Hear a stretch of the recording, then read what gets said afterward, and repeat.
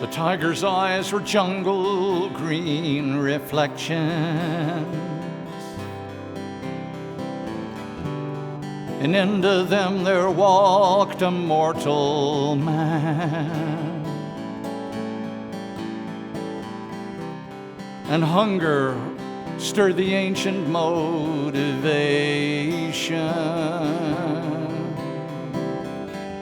Free of mercy, towards her prey she ran. The human eyes beheld the bright death running, chased through the forest to a cliff he came,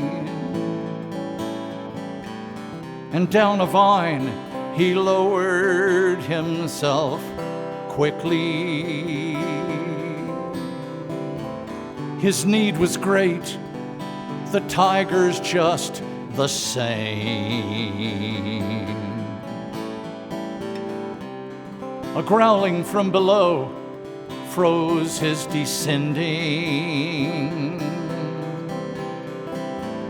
The second tiger waited in his need, while two small mice, a white one and a black one, above him on his life vine came to feed. The mice were quickly chewing through the fibers. Above him and below crouched certain death, when by his vine he spied the wild strawberry. Its scent rode sweetly on the tiger's breath. He plucked it as the vine was nearly parted. He ate it as the sun broke through the trees. He savored every morsel of its beauty. So sweet is every moment.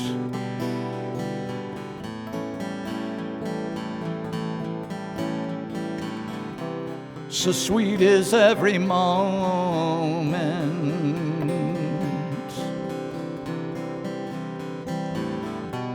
So sweet is every moment. Could we see?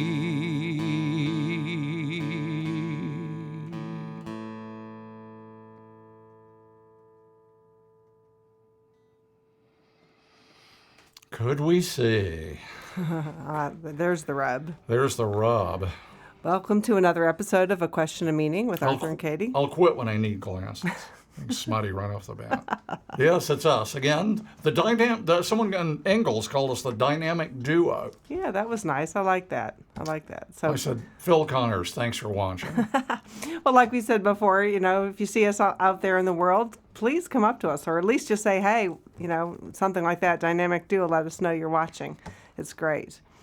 So, I was thinking when you were singing that actually would have gone well in our free will show last week, because I love that line, and I smiled when you sang it, that the second tiger waited in his need, that we often, for one thing, ascribe, a higher priority to human beings' needs, that we count more than the animals. Darn tootin'. So it always kind of free will. surprises me, that the equating in that song, which is based on a Zen story, it's called Zen. The story is the answer to the question, what is Zen? But that the equating of the lion or the tiger and the human being, that they were equal. That line. I know the tiger's his need was great, being chased to the cliff. Right. His need was great. The tiger's just the same. Right. You only got to eat. Right. Right, but there's nothing special about the human being. There's nothing more important about the human being living or dying. That's right. And that's kind of like, oh, really? But then you could take that further and say that that we all, when we ascribe free will decisions to human beings, we don't say it's based on this need, this underlying unconscious psychological, physiological need that drives us. How about the handful of people out there who've ever tried to quit something? Remember how easy that was? When you vowed not to touch that ice cream in the freezer. Well, we weren't going to talk about free will today, so I don't want to get on to free will. Kind of a catch-all day. Yeah, we decided to. But what I like also about that song quickly Please. is I love because that's the two mice in the Zen story. There's a white one and a black one. Mm-hmm. The day and the night, just chewing steadily through the vine. We have X amount of time to be here. God, it's so hard. Yeah, it is so hard. How often do we spy the wild, even see the wild strawberry, much less appreciate it in the midst of the storm? And I usually go through life with the smell of dung in my nose. Or the fear of your, the smell of your own fear. Yes. The smell of the fear of death. Yeah. Well, how often do we don't even live? I have a personal motto, and this is original and based on profound personal experience. And the motto is, artists are usually discovered after they're dead because they're no longer around to sabotage their own careers. We are our own worst enemy, or I'll say I am. What that makes me think of is when we've talked about ideas a lot on this show, and we've and that's kind of what our whole idea for the show was, is investigate the meaning of different subjects. And we've shared examples from our lives, but we really haven't talked about ourselves in a way. And, oh, my God. And since we didn't have a topic for today, Jesus. I thought maybe that was something we could, evasion. I can see that Arthur's not into this at all. I've been on the hot seat once at least. Yeah. I never really talked about myself. I think just kind of a chronic state of anger at life in general. Yeah. But, maybe we could talk. Some people have asked us about our relationship. And, we have said that we're married. We said we lived together, then we got married, Right. then we filed our own divorce, then we lived together, then we got married again. Yeah, we have covered all that. We covered that part. It's quite enough of that. But we could talk about where you're from. I don't know where I'm from. Well, no, They tell me I was born in Lake City, Florida in 1945 during a hurricane. How's that for an auspicious portent? Well, he was born during a hurricane, and my mother was in labor with me the day one of the Vanguard first rockets blew up on the pad. She watched it blow up on the pad at the hospital. So I guess we both had. Yeah, your portent was winding up marrying a dud. That's it. That's right. Lots of promise, but... Well, how do I relate to a hurricane? Tempestuous? No, I don't think am I tempestuous? Well, it's a controlled tempestuous. It's like at the heart of a nuclear reactor. It's incredible violence and force and an extremely contained outer shell. It's like a M&M from hell. How's that? That's funny. Well, that's going to be a revealing show. It's funny when you said where you're from, because that wasn't what I meant at all. And actually, it's funny because for a long time ago, I just I detached, I guess I'd say, from any connection with where I was raised. And somebody asked me once, "Where are you from?" And I said, "Planet Earth." That's about as much as a connection as I feel to any place because I think it's one of the things that's wrong with us is we all have so many definitions about where we're from and what do you do? Boundaries and this my place is better than your place. Are you married? That's right. What do you do? How do you define yourself? What was that thing we saw on the news that the woman said? It was hilarious. It was some Bubba truck rally. It was like fancy, gussied up pickup trucks. And the commentator was going on excitedly about it, and the female reporter, the conspicuously female reporter, said, "Yeah, they're nice and shiny, nice and shiny." Yeah, we thought that was pretty funny. You got to say something, but it's all about identifying yourself, and more than identifying for their benefit, identifying for your benefit. you know who you are. I mean, it's definitely why I wear my hair long. I never want to forget which side of the fence I'm on. They say from in Harlan County there are no neutrals there. You'll either be a Union man or a thug for J.H. Blair. Which side are you on? Which side are you on? Well, I know which side I'm on. I'm on my side. I don't give a rat's ass what the herd does. I'm going to be over here behind as much shelter as I can get with both 6 guns aimed at you. And you'll never take me alive. Huh. You know, that work from within the system stuff, yeah, right.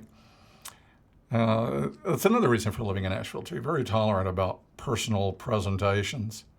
We were filming on our video blog. We filmed this 3 young people in the street, and this young woman was sitting between another young woman and her fiancé, as it turned out. And she leaned over and gave the woman a kiss, and then she leaned up and gave her boyfriend a kiss. And I said, you can pick it up on the camera. I said, now that's the spirit of Asheville. And she looked at me and she said, no, that's the spirit of something. I don't know what that meant. I know. I feel Am I like you're evading? I'm trying rambling. to evade the point. Yeah. Who are we? What are Yeah. we? What about us? What about us? I don't know. I just thought, you Well, I said said that something. thing. I That said was something interesting about- about you. Your personal comment about artists being discovered after their career. I mean, after their I thought you were talking death. about my long hair, just to remind me who the hell I am. That I'm not on the. I'll never be a booster. I'll never have pep. I'll never be a pillar of the community. Well, Because why I think is the that? Why do you community's think? full of crap for one reason. I mean, look, don't get me wrong. I think it's perfect. I think it's all unfolding exactly as it should. Truly, this is the Big Banging process. Another way could be any different. But there are a lot of people that think, in school, they taught me that America, the sun shone straight up our butts. We were perfect. George Washington never told a lie. The founding fathers were saints. They didn't mention they were slaveholders and boinking the slaves on top of it. Can I say boink? If the FCC doesn't know the meaning of Yeah, boink. right. Having relations. Sometimes I even have relations with myself, to quote Grandma So Clump. there was something about the society that you found repugnant. Yeah.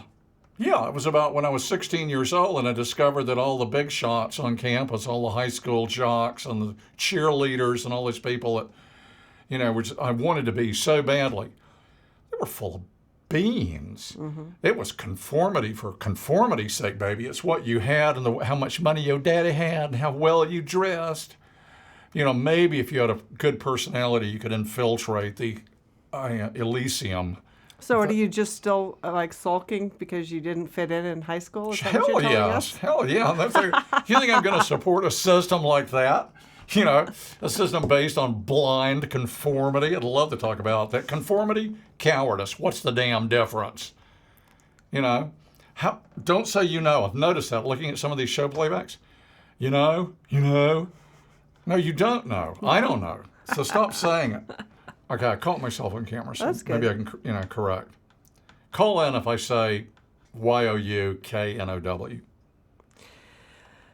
Okay. I'm sorry, that was another skid off the road. Well, I was thinking that because it's interesting, if we're going to talk about ourselves, which is just an idea. Well, that's what I was about to do.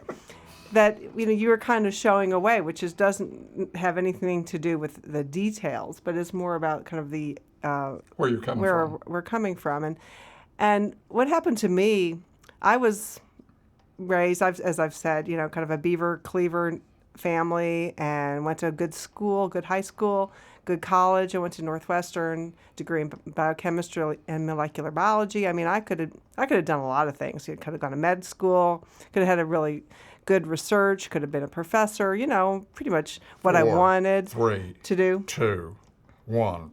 That's right, the dud. Then I met the dud.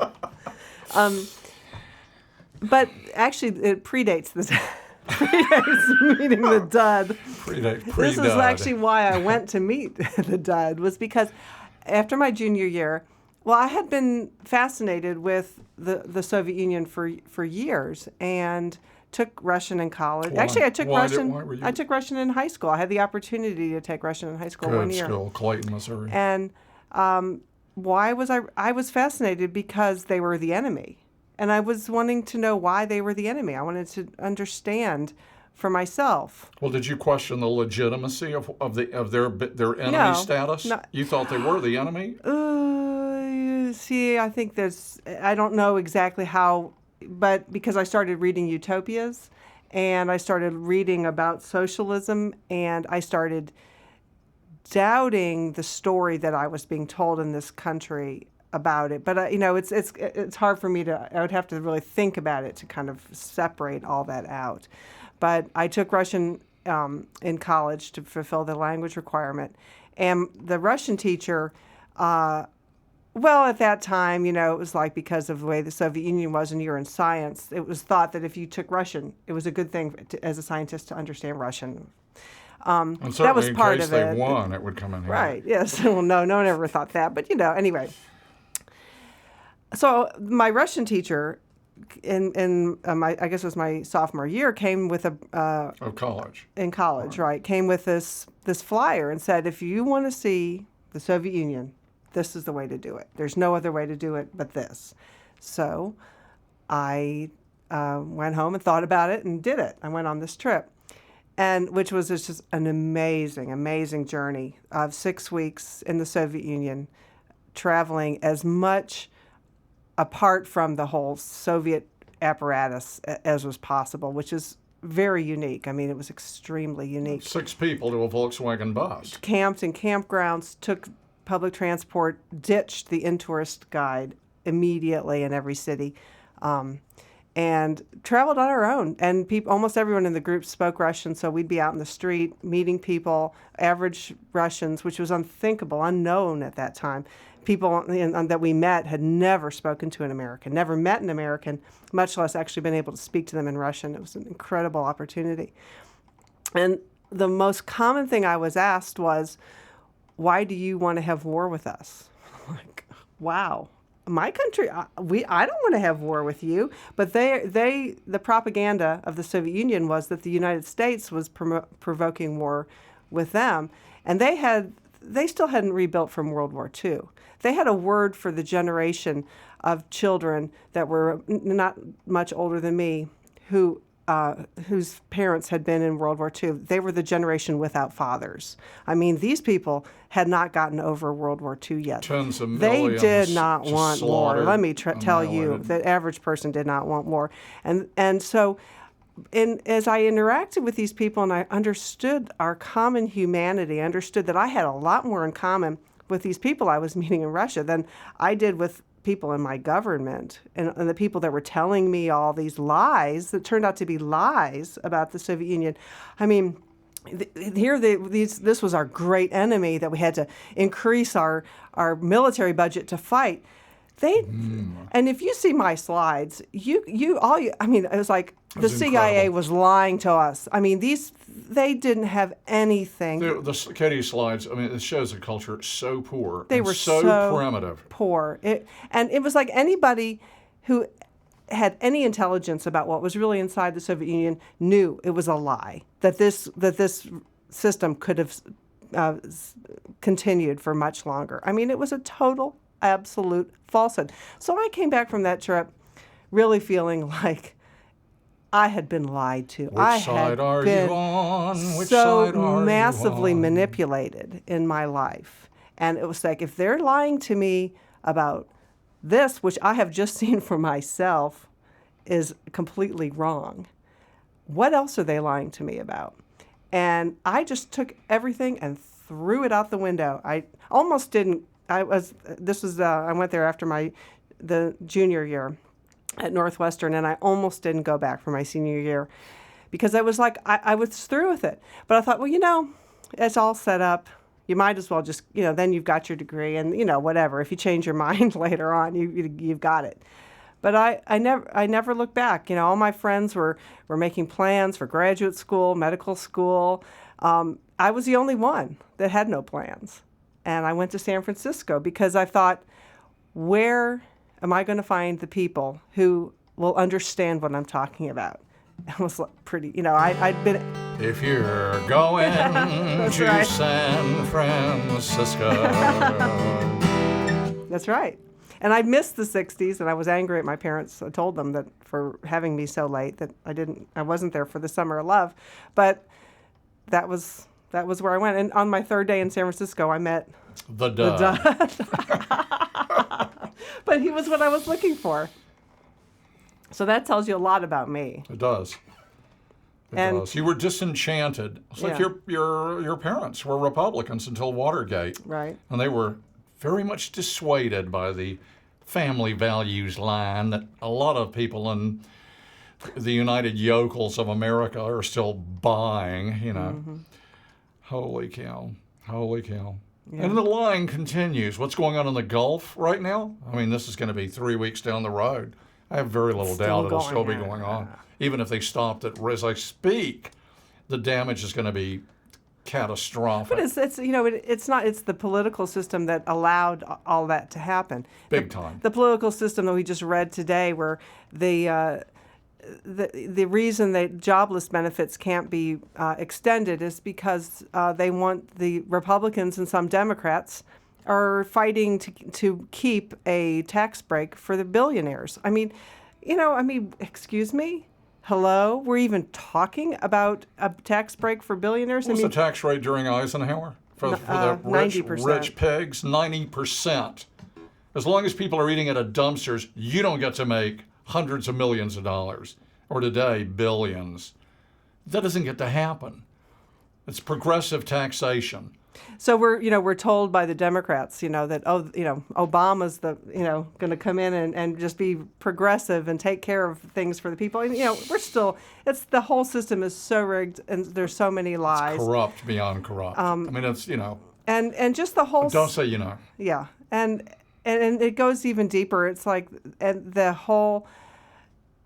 What is life about? We kind of touched on that a couple weeks ago, and we talked about what does life mean for most people? Just kind of getting through it the best you can, and that was part of I think what I rejected was just having a life where you have a career and you have a family and you just go to church and then you die. I mean, I said and you go to heaven if you there's say gotta the be Jesus more. password. There's got to be more. There's something's really seriously missing here. Don't you think there's something missing in that scenario if that were true? You just live the best you can and believe in Jesus and pay your taxes and pay your cemetery plot and your funeral expenses in advance. It's the prudent thing to do.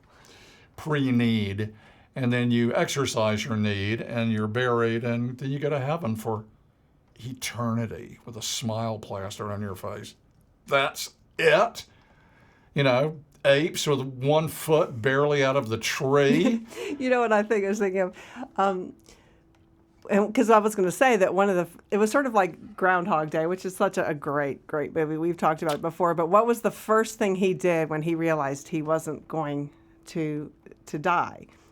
There were no consequences. He indulged every way he could. Well, that's kind of what I did. I spent the 80s indulging in about every way I could because it was like, who cares? That's right. Everything. If society's Ronnie Reagan is in the that's White right. House. And The hell if with it. society's From the chandeliers. if society's More cocaine? wrong, Why not? That's right. Let's just have a good time. And Arthur, this didn't happen to She's me, not but the perfect person to help her fulfill that. That's right. That ride. and maybe I was this will all for it. lead into one of the songs we picked. But Arthur had a born again experience during this time. I think I kind of overwhelmed even his decadent experiences. Yeah, it's kind of like we were already, the world was, like what did Vladimir Nabokov write in Lolita? He said a paradise whose skies were the flames of hell, but a paradise nonetheless. I mean, it was already wild, and that's probably why, I got born again as a last clawing effort to save myself from the true decadence that was to come. Anyways, I'm sorry. Well, Arthur would tell the story of his born again experience, which happened in a very intimate moment of something happening.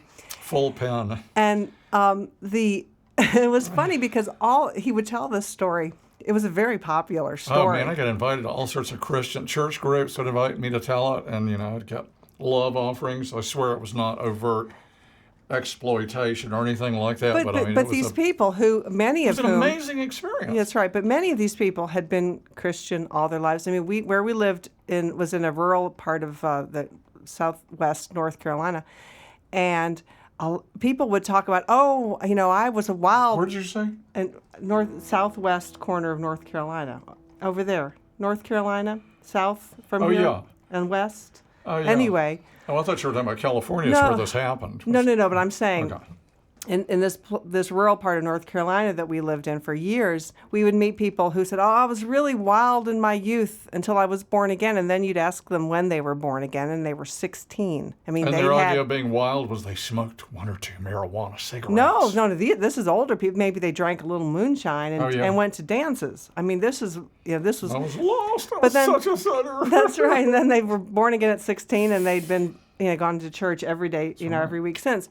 And so They're these better. people, they loved hearing the story of the wild man, the really wild man. And what did some of it was like, didn't somebody? Once someone actually said, "I wish maybe sometimes that I'd been a little wilder before I gave my life to Jesus." It's like, I don't want to take back my salvation. No, certainly But not. I wish it had come a little Sometimes later. I kind of regret.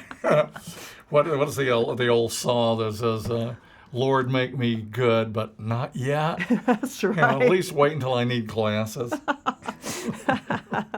Well, that was, Now you're gonna tell them that you're not gonna tell them the story. You're just gonna tantalize them with Well, I thought maybe this is in our pre-11 o'clock hour. Maybe it's a little early. it. Well, it was just basically I think we can say it in a sanitized I guess if you could way. say it in front of Christians at a church, Yeah, right. you could say it on Well, television. it won't be that graphic.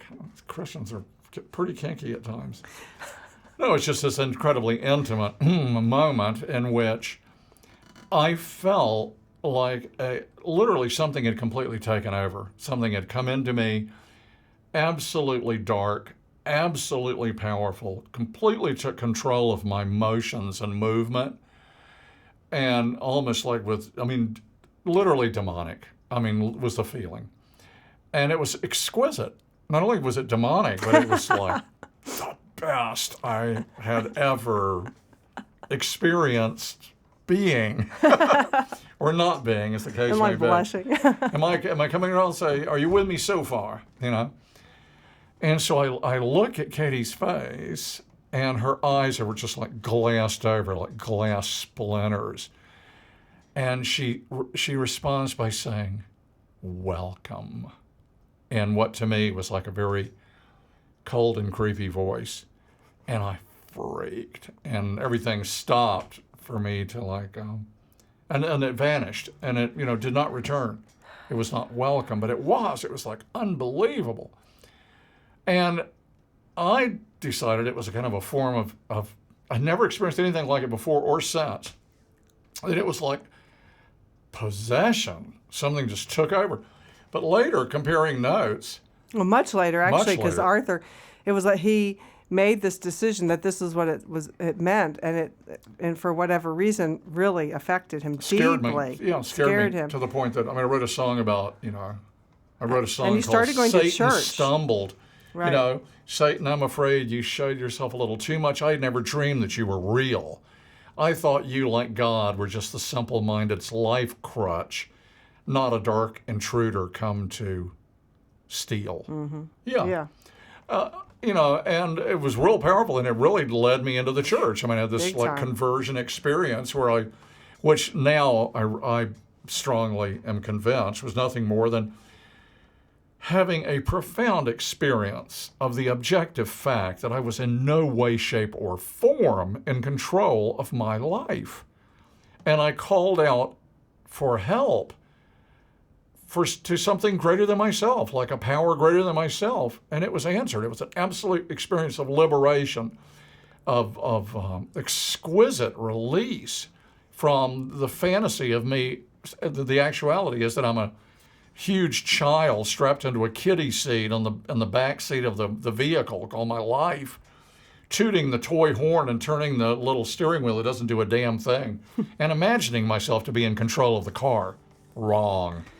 And this was kind of getting that and confessing it, which was really just an exquisite, overpowering, and fear born from this experience and other stuff. I was kind of coming to the end of my rope at that point. And it was like an experience of humility, which is what I think the born-again experience really And is. this, I didn't plan on this at all, but this really leads into the song. It does. Which we were like had picked out some songs we haven't done yet Man, on this program, and this one it didn't seem like it was going to fit with anything we could possibly talk about. This is San Francisco. I was going to like a Bible study at 7 o'clock in the morning, riding a bus an hour across San Francisco to get to this Presbyterian I hope you don't want a capo.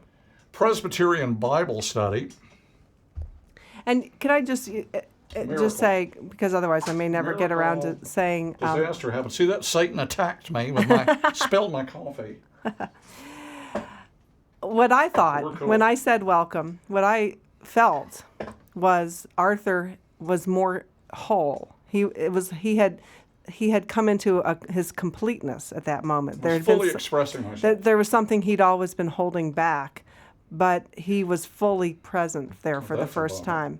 And that I didn't think of it as dark. I felt of it as wholeness, as truly And I can present. see that too. I can Yeah. see that too very much. And it, And it felt like what it was this wall, and maybe my id took over. My real basest, instinctual expression Yeah. asserted itself. And it was like it was in control. And it was incredible. I know. Trust me, when you stopped, it was like, oh, great. Yeah. She never said welcome again. So.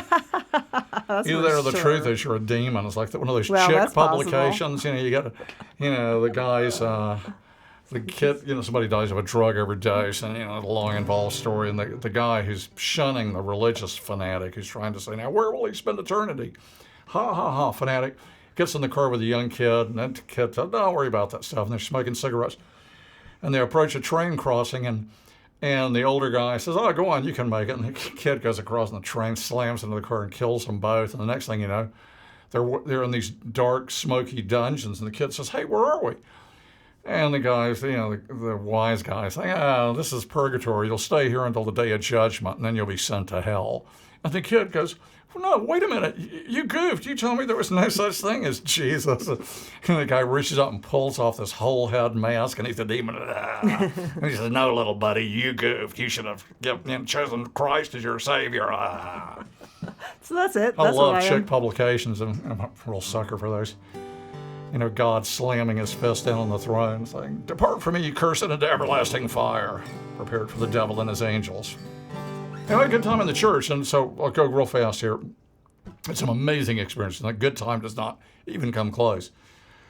I'm talking visions and just incredible stuff. I was in a men's Bible class, San Francisco, charismatic church I found. Never bought the theology, never bought it, but definitely experienced the Holy Spirit many times, or what's called the Holy Spirit.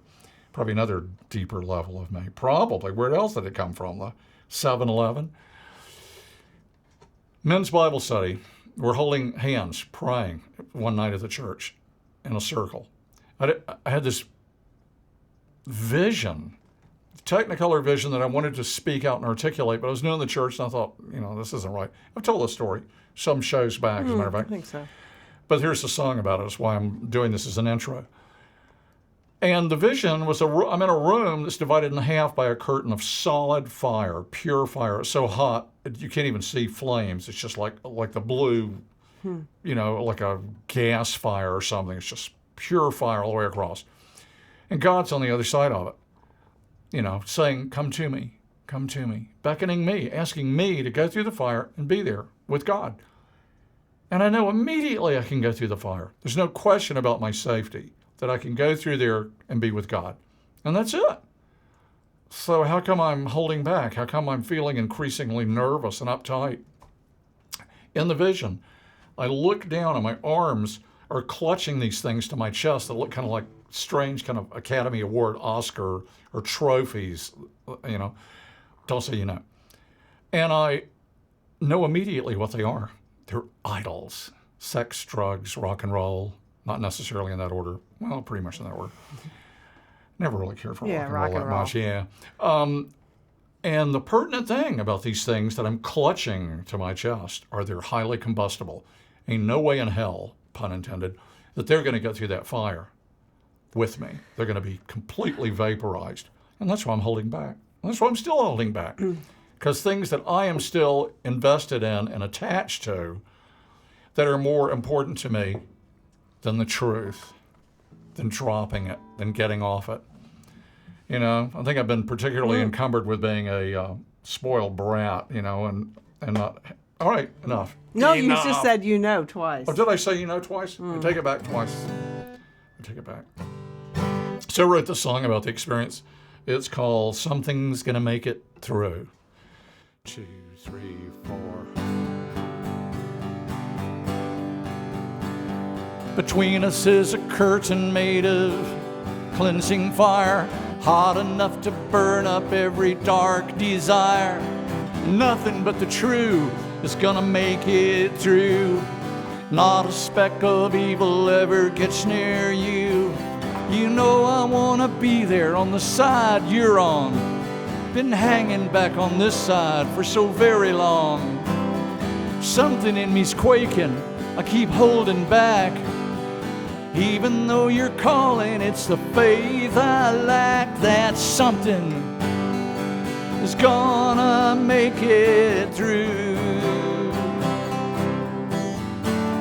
Something your fire will prove is true. Something will be standing there with you. Something saying yes. I love you too.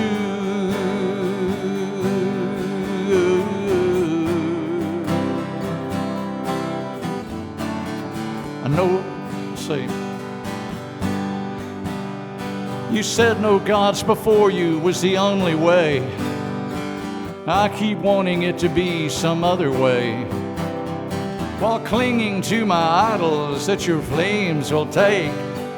Idols make attachments that are hard to break.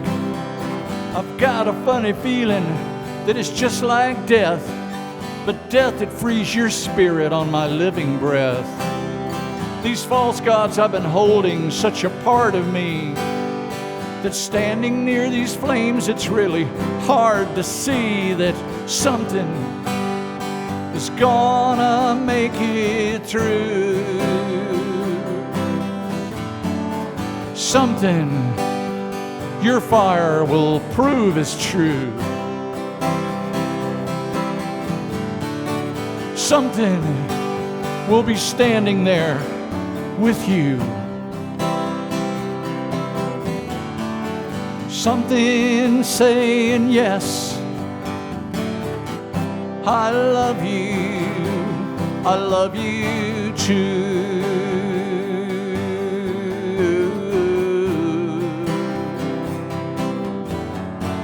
I know I came to know you in a desperate place. Stepping off that ledge, I found your hand of grace was holding me suspended from an unknown fall. And now such steps have brought me to this fiery wall. The longing to go through it has been born of pain, of seeing all the emptiness of ego's game. The wonder of it all is that I've come to see your fire is not as painful as the fire in me, and something is gonna make it through. Something your fire will prove is true. Something will be standing there with you. Something saying yes. I love you too.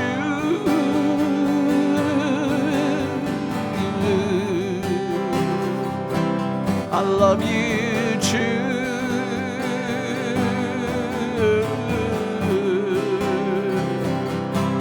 I love you too.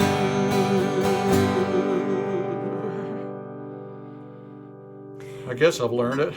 The minister at the church that Arthur was attending at the time said what he found maybe most interesting about that song was it was something's going to make it through. Something is, something apostrophe, something's going to make it And through. that, you know, that instead of saying someone, that it was so indeterminate, you know, where the, you know, who is it, you know, where do my idols stop and I begin? Excellent. That Good observation. you know, it was Arthur couldn't even really say what it would be that would be going on the other side. You mean I have to cut my hair? Hell no. I'm staying here. Well, you know, that's right. How I'll deep? quit when I need glasses. How deep do it go? That's an exquisite observation. He was a wonderful man. Yeah, he Been was. very fortunate to find that church. Yeah, but I kept tempting Arthur until finally he quit. Eminently temptable baby. I was ready to be tempted. It's kind of fun, really, and a very, well, we won't go there. It was We just won't get another. that dark. It was just another It's experience. kind of a variation. I remember, sex ain't dirty unless you're blasphemous about it. That's right. The dirtiest of all. Let's see, God or hot sex? Let me think about this. Like Sam Kinison has a joke about contributing to AIDS prevention. I said, I had a really tight budget. Let's see, am I going to give up AIDS or my something channels? Let me think about it. Okay. So which was that Erskine Caldwell character where the man kept telling his wife that she was going to run away with the first long-haired guitar player that she It saw? wasn't an Erskine Caldwell character, darling. That was my family.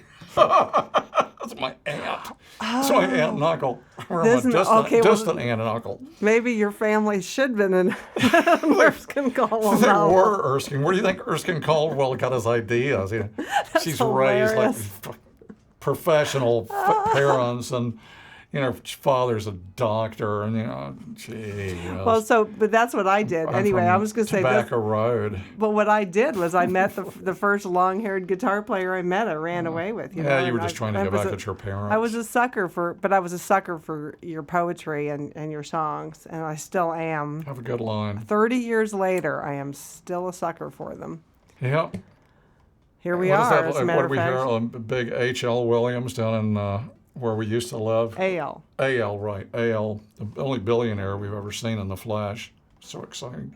Anyway, he gave a high school commencement down there. He said, what are they going to put on your gravestone? Here lies a stud or here lies a dud? He said it. He did. He also said, remember, kids, I think it was in the 21st century. He's saying, yeah. He's saying, remember, sex before marriage will kill you. It will kill you. That was a memorable graduation. We didn't have anything like that at mine. We filmed it because I know it was in this century because I didn't go to we mine. filmed it for our Picked up my television degree. show, and so which it must have been 2005. Yeah, So yeah, dig that. we have it on tape. We always figured we could. I remember when it used to be like, therefore, as you pick up as your parents hand off the baton of life to you or something. So why didn't you go to your high school graduation? Are you kidding? I was already done for at that point. The principal called me into the office. This is hellhole of Jacksonville, North Carolina. My mother remarried when I was 11, a career Marine. It's not as bad as it sounds. He was a neat guy. He ran mess halls. He wasn't a gung-ho type. But the principal called me in my senior year and said the school photographers were coming out to take pictures around the campus, and he offered to pay for a haircut if I would just please get one. No, sir. No, thank you. No, I've seen enough of that. So, one of the happiest days of my life when I got out of that indoctrination pit. Well, one of the things there, I started the sentence with, it's funny. I guess it's like some construct in our language that it's like a bridge to when you're not quite sure what you're going to say. You fill in the blank. And when you do video and you record people's interviews, you notice that there's little things people do in sentences to. And one of the things that people who are really talkative, they never actually stop talking. They just say things like, and to bridge the gaps between their thoughts so nobody else can get a word in edgewise. That would explain it. That's a nice one. I like That's that, part yeah. of it. And now I've completely forgot what I was going to say. Maybe that was the whole point. I think it finished. I know what I was going to say. That when you're young, it's easy to be nonconformist and to Play to play hippie and be outside the bounds because you're young and you don't mind sleeping on the floor, not having any possessions, and Mom and Dad can always bail you not out. knowing what's going to happen next week. But as you get older, definitely you like to be more comfortable, and you don't like to work quite as hard. You don't have as much energy, and all of a sudden, all those years of what we talked about the grasshopper and the ant, it really requires a commitment to get old and stay outside. We don't have a retirement plan. We don't have a corporate job providing I have us a with. plan, but I'm not going to talk about it. Yeah. The plan is not to get old. I'm going to be 65 next month, couple of months. 65, Jesus. Now, I have no intention of becoming a doddering, pustule on the ass of society. Unless something really interesting happens, some of these ideas and theories of ours start, bearing fruit. Fruit being the ability to, what I've always wanted, it's just the leisure time to think and create and see where this rabbit hole goes, just how deep the rabbit hole goes. And we think it goes pretty deep. What we're working on is a book called We Are All Innocent by Reason of Insanity. Talk about a cure for,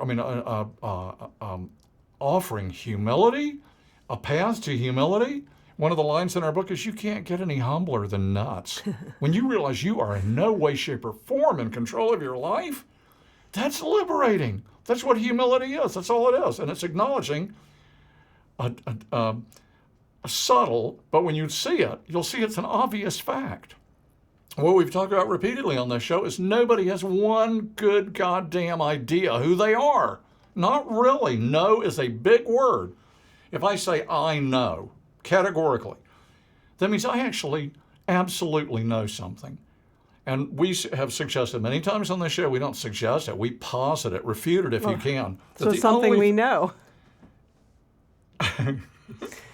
Oh, I know. You're saying that this is the only thing we know. Remember that guy called? Oh, the second thing, I hate semantical tricks like that.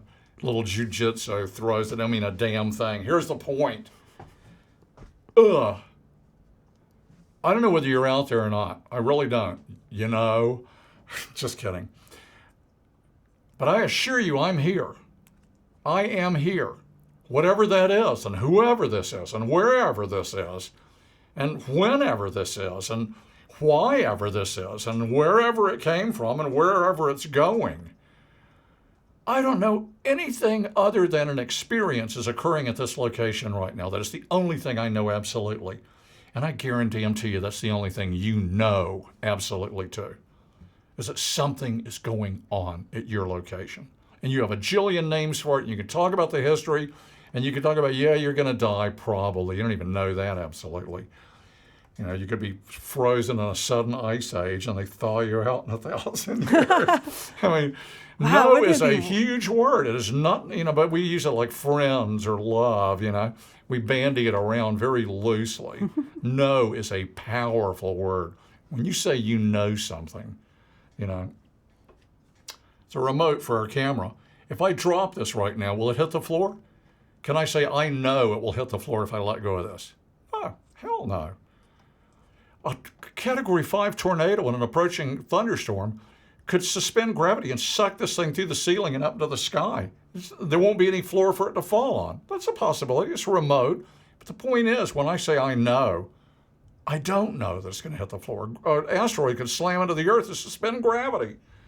Remote. But it's possible. I hear the thunder of that approaching tornado right Just now. heard it. Yeah. Jesus. The Lord is coming for me. Somebody help me. That's right. We may not even make it to the end of this show. I can only hope. I mean, it's like, to me, and I've said this for many years, the only conceivable benefit to getting old is the attaining of enlightenment, or at least Wisdom. real, enduring wisdom. And, under torture, I admit I've learned some stuff.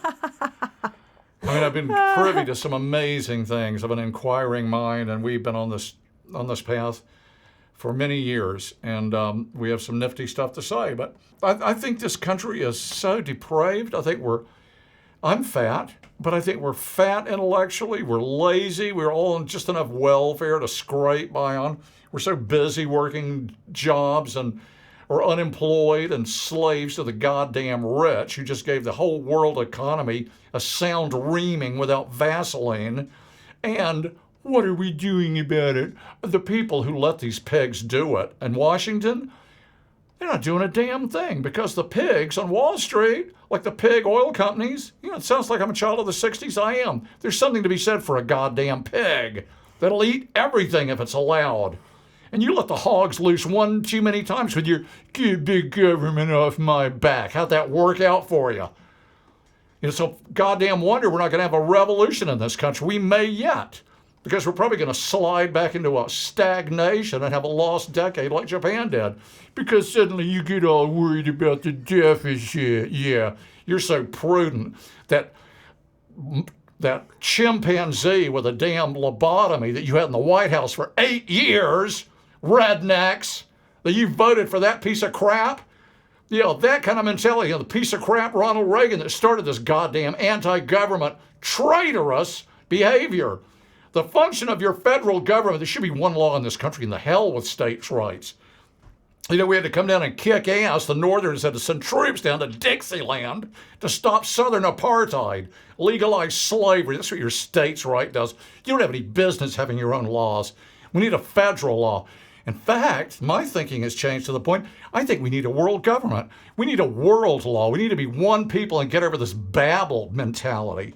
500 years, maybe we should be put in the equivalent of a damn concentration camp. And when we come out in 500 years, we're all going to speak the same language. We're all going to be educated. We're all going to be one color. We might even be one sex. I don't know. End of rant. It's just, that's what pisses me off. It's just so tired of it. Oh my God. Democrat, Republican, kiss my rear end. Ralph Nader was right. Ralph, I apologize. You were right. There isn't a dime's worth of difference between them. It's a smoke and mirrors act. It's a dog and pony show. It's the Wizard of Oz when the curtain got pulled back. I'm going to vote every 4 years. I think things are going to get better. I believe in going from rags to riches. Sure you do, Okay, I think we're about out of time.